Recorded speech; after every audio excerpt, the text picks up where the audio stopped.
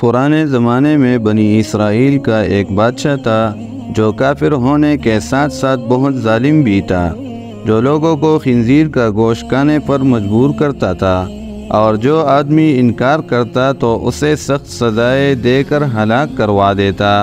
پھر اس زمانے کے سب سے بڑے عابد کو بادشاہ کے پاس لایا گیا۔ لوگ اس عابد کے مرتبے اور فضیلت سے آگاہ تھے۔ لوگ نہیں چاہتے تھے کہ اس عابد بزرگ کو بادشاہ کی طرف سے کوئی تکلیف پہنچے۔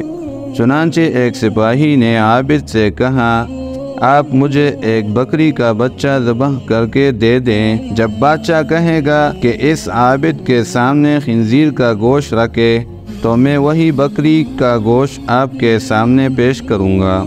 بادشاہ یہ سمجھے گا کہ آپ نے اس کی خواہش کے مطابق خنزیر کا گوشت کھا لیا، اور اس طرح آپ بھی ہلاکت سے محفوظ رہیں گے۔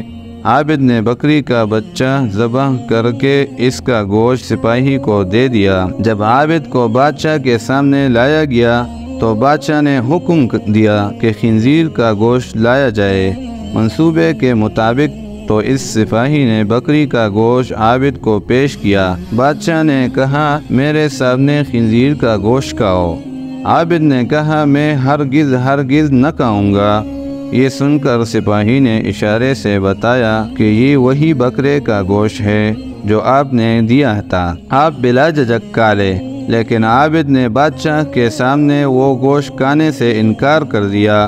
ظالم بادشاہ نے سپاہیوں کو حکم دیا کہ اسے قتل کرے۔ جب عابد قتل کے لیے لے جانے لگے تو وہی سپاہی قریب آیا اور کہا، آپ نے گوشت کیوں نہ کھایا؟ باخدا یہ وہی گوشت تھا جو آپ نے دیا تھا۔